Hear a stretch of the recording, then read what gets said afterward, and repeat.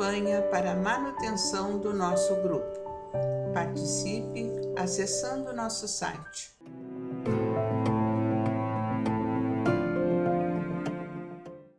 Olá, meus amigos, estamos mais uma vez aqui para dar prosseguimento à leitura do livro Nosso Lar, pelo Espírito André Luiz, na psicografia do nosso querido Francisco Cândido Xavier, o primeiro livro dessa coleção, né? Saúdo aos queridos irmãos do Grupo Espírita Francisco Xavier, os trabalhadores, os simpatizantes, aqueles que estão conosco acompanhando, né, o nosso canal. Então, hoje nós vamos dar início à leitura do capítulo 33, né? Mas antes vamos lembrar, 31 foi os pontos negros, né, daquela senhora. O título era Vampiro. Ela foi mostrada como um vampiro, né? Narcisa deu toda aquela explicação. No começo, quando ela pediu clemência, que ela queria entrar, o André ficou meio penalizado, né? Por ele que botava lá para dentro. Aí Narcisa mostrou para ele, né? O que estava acontecendo, que ele observasse, aí então ele conseguiu enxergar os pontos negros, né? Que ela matava criancinhas. Ela tinha um aspecto muito feio, tipo uma mendiga, né? E o 32, né? Muito pelo contrário, Notícias de Veneranda, da magnífica entidade, né? Que se dedica há muitos anos no nosso lar, muita dedicação. 1 milhão de horas de trabalho útil. Veja que coisa bem linda, né? A tarefa desse espírito, né? Sem interrupção, sem esmorecer, e permanece, né, em nosso lar por espírito de amor e sacrifício há mais de 1000 anos. Olha que coisa bem linda, abençoada, né? Bom, hoje nós vamos entrar, então, nas curiosas observações do capítulo 33. Poucos minutos antes da meia-noite, Narcisa permitiu minha ida ao grande portão das câmeras. Os samaritanos deviam estar nas vizinhanças. Era imprescindível observar-lhes a volta para tomar providências. Com que emoção tornei ao caminho cercado de árvores frondosas e acolhedoras. Aqui, troncos que recordavam o orvalho vistoso da terra. Além, folhas caprichosas. Figurava-se-me uma bênção. Nas câmeras, apesar das janelas amplas, não experimentava tamanha impressão de bem-estar. Assim caminhava, silencioso, sobre as frondes carinhosas. Ventos frescos agitavam-nas de manso, envolvendo-me em sensação de repouso. Sentindo-me só, ponderei os acontecimentos que me sobrevieram desde o primeiro encontro com o ministro Clarencio. Onde estaria a paragem de meus sonhos? Na terra ou naquela colônia espiritual? Que teria sucedido a Zélia e aos filhinhos?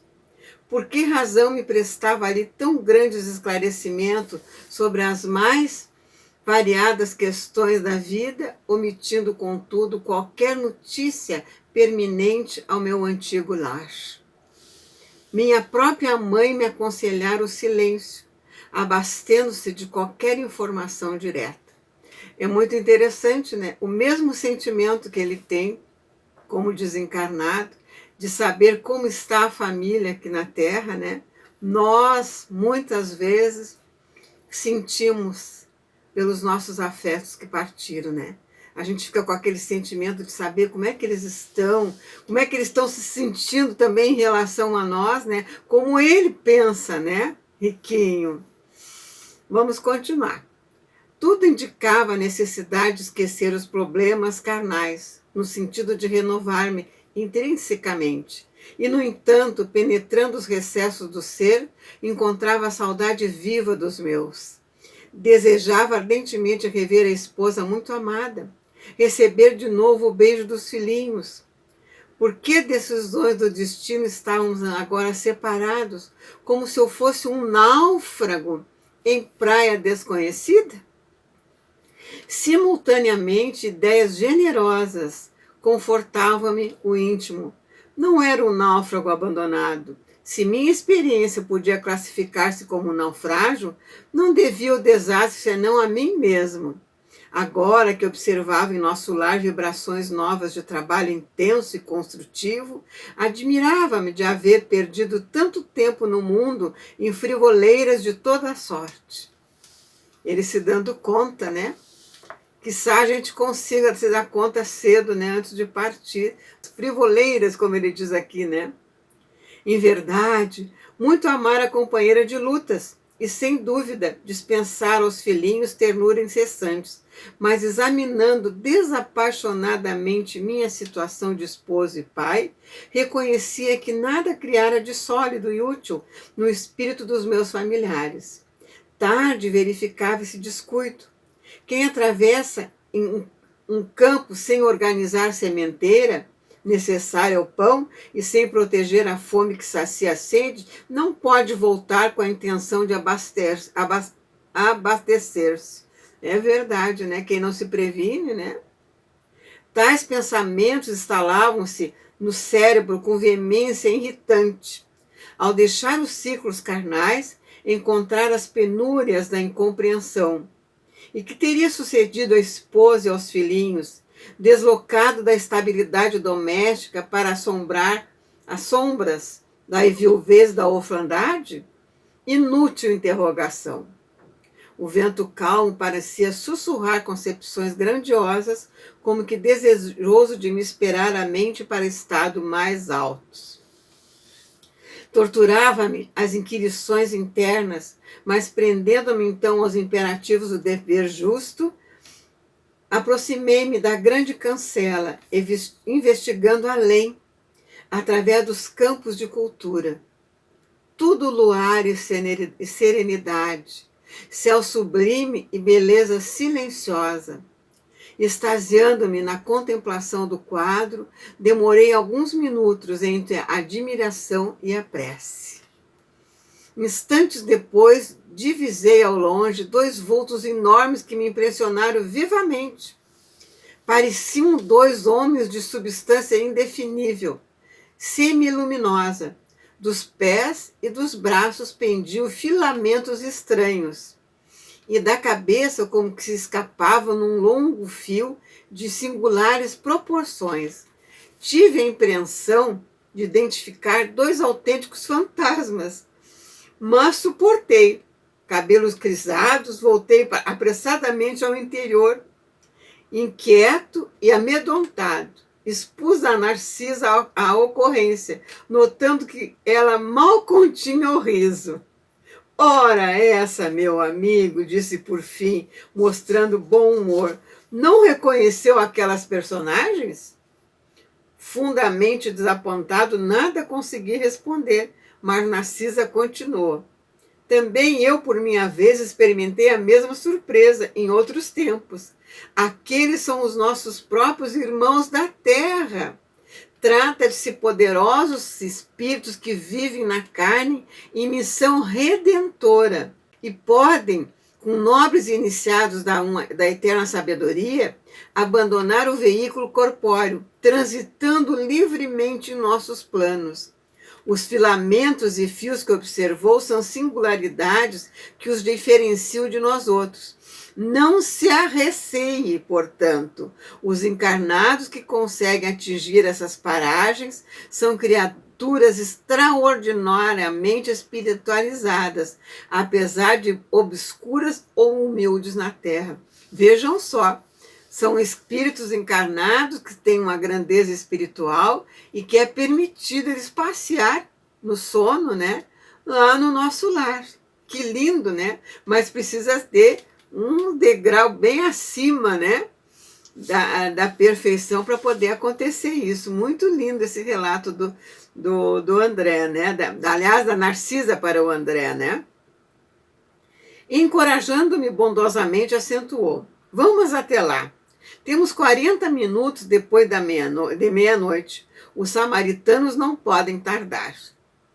Satisfeito, voltei com ela ao grande portão. Lubrigava-se ainda a enorme distância os dois vultos que se afastavam de nosso lar tranquilamente. A enfermeira contemplou-os, fez um gesto expressivo de reverência e exclamou: estão envolvidos em claridade azul. Devem ser dois mensageiros muito elevados na esfera carnal, em tarefa que não podemos conhecer. Ali estivemos minutos longos parados na contemplação dos campos silenciosos. Em dado momento, porém, a bondosa amiga indicou um ponto escuro no horizonte enluarado e observou: lá vêm eles. Identifiquei a caravana que avançava em nossa direção sob a claridade branda do céu. De repente, ouvi o ladrar de cães a grande distância. Que é isso? Interroguei assombrado. Os cães, disse Narcisa, são auxiliares preciosos nas regiões obscuras do umbral, onde não estacionam somente os homens desencarnados, mas também verdadeiros monstros que não cabe agora descrever. A enfermeira, em voz ativa, chamou os servos distantes, enviando um deles ao interior, transmitindo avisos. Fixei atentamente o grupo estranho que se aproximava devagarinho. 6 grandes carros, formato diligência, precedido de matilhas de cães alegres e barulhentos, eram tirados por animais que, mesmo de longe, me parecem iguais aos muares terrestres. Mas a nota mais interessante eram os grandes bandos de árvores de corpo volumoso que voavam a curta distância, acima dos carros, produzindo ruídos singulares. Dirigi-me incontinente a Narcisa perguntando: onde o Areboros? Não poderia utilizar no umbral? Disse-me que não. Indaguei das razões. Sempre atenciosa, a enfermeira explicou: questão de densidade da matéria. Olha, pode você figurar um exemplo com a água e o ar. O avião não fende a atmosfera do planeta, não pode fazer o mesmo na massa equórea. Poderíamos construir determinadas máquinas como o submarino, mas por espírito de compaixão pelos que sofrem, os núcleos espirituais superiores preferem aplicar aparelhos de transição.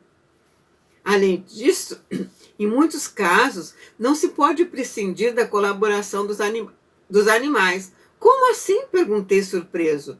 Os cães facilitam o trabalho. Os muares suportam cargas pacientemente e fornecem calor nas zonas onde se faça necessário.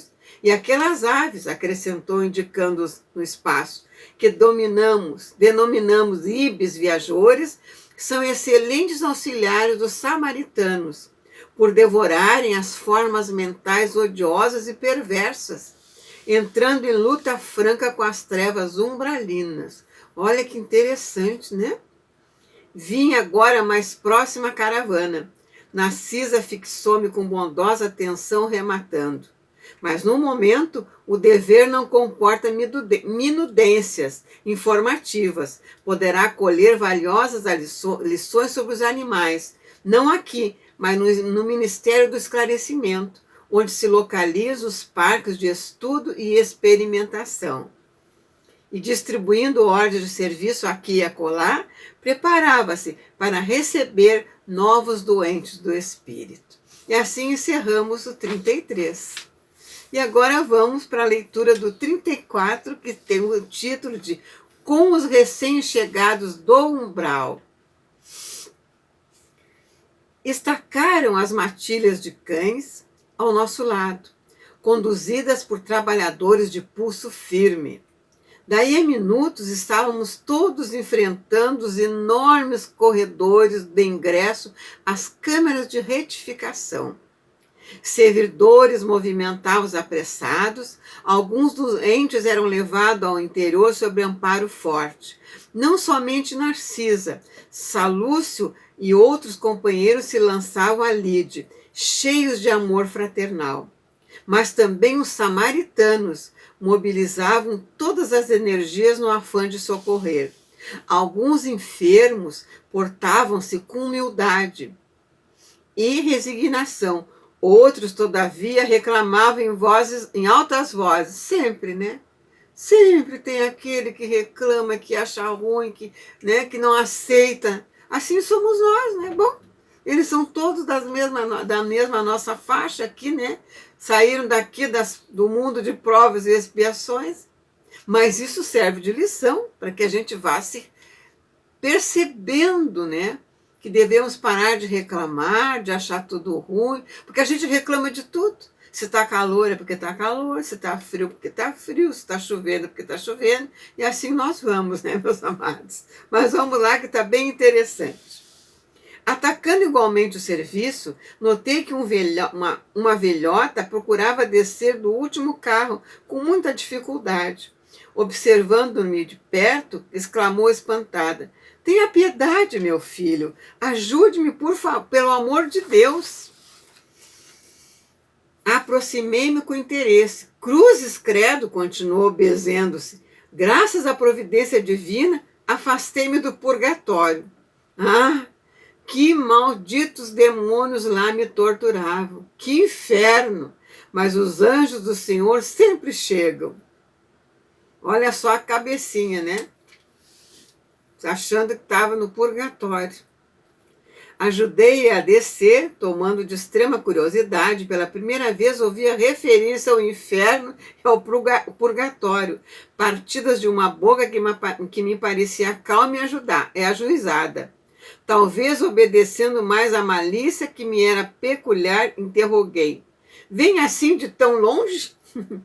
Falando desse modo, afetei ares de profundo interesse fraternal, como costumava fazer na terra, olvidando por completo, naquele instante, as sábias recomendações da mãe de Lísias. A pobre criatura, percebendo meu interesse, começou a explicar-se. "De grande distância. Fui na terra, meu filho, mulher de muitos bons costumes. Fiz caridade.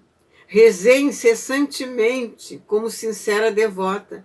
Mas quem pode contar com as artes de Satanás? Ao sair do mundo, vi-me cercada de seres monstruosos que me arrebataram em verdadeiro torvelino. A princípio implorei a proteção dos arcanjos celestes. Os espíritos diabólicos, entretanto, conservaram-me enclausurada. Mas eu não perdi a esperança de ser libertada. De um momento para o outro, porque deixei uns dinheiro para a celebração de missas mensais para o meu descanso, ela foi prevenida, já deixou um dinheirinho para as missas, né? Católica, deu para perceber, né, meus amados? Atendendo ao impulso vicioso de perseguir assuntos que nada tinham de ver comigo, insisti. Como são interessantes suas observações, mas não procurou saber as razões da sua demora naquelas paragens? Absolutamente, respondeu, persignando-se. Como lhe disse, enquanto estive na terra, fiz o possível por ser uma boa religiosa. Sabe o Senhor que ninguém está livre de pecar. Meus escravos provocavam rixas e contendas. E embora a fortuna me proporcionasse vida calma, de quando em quando era necessário aplicar disciplinas. Olha só. Os feitores eram excessivamente escrupulosos, e eu não podia hesitar nas horas de cada dia. Não raro algum negro morria no tranco para escarmento geral. Outras vezes era obrigada a vender as mães cativas, separando-a dos filhos por questões de harmonia doméstica. Nessas ocasiões, sentia morder-me a consciência, mas confessava-me todos os meses, quando o padre Amâncio visitava a fazenda, e depois da comunhão estava livre dessas faltas veniais, porque, recebendo a absolvição no confessionário e ingerindo a sagrada partícula, estava novamente em dia com todos os meus deveres para com o mundo e com Deus. Meus amados, essa questão aí de confessar e achar que está livre, né? Mas fica tudo marcado na consciência. A gente, né, pensa que pode estar livre, mas fica lá registrado, né? E está aqui um bom exemplo, né, que ela está falando aqui, contando. Vamos prosseguir, porque está bem interessante. A essa altura, escandalizado com a exposição, comecei a doutrinar. Minha irmã, essa razão de paz espiritual era falsa. Os escravos eram igualmente nossos irmãos, perante o Pai eterno. Os filhinhos dos servos são iguais a dos senhores. Ouvindo-me, ela bateu o pé autoritariamente e falou irritada. Isso é que não. Escravo é escravo. Se assim não fora, a religião nos ensinaria o contrário. Pois se havia cativos em casa de bispos, quanto mais em nossas fazendas?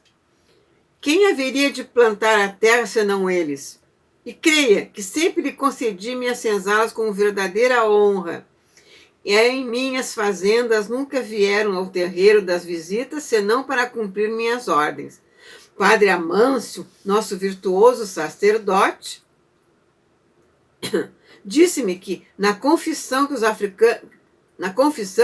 os africanos são os piores entes do mundo, nascidos exclusivamente para servir a Deus no cativeiro. Pensa então que me poderia encher de escrúpulos no trato com essa espécie de criaturas? Não tenha dúvida, os escravos são seres perversos, filhos de Satã.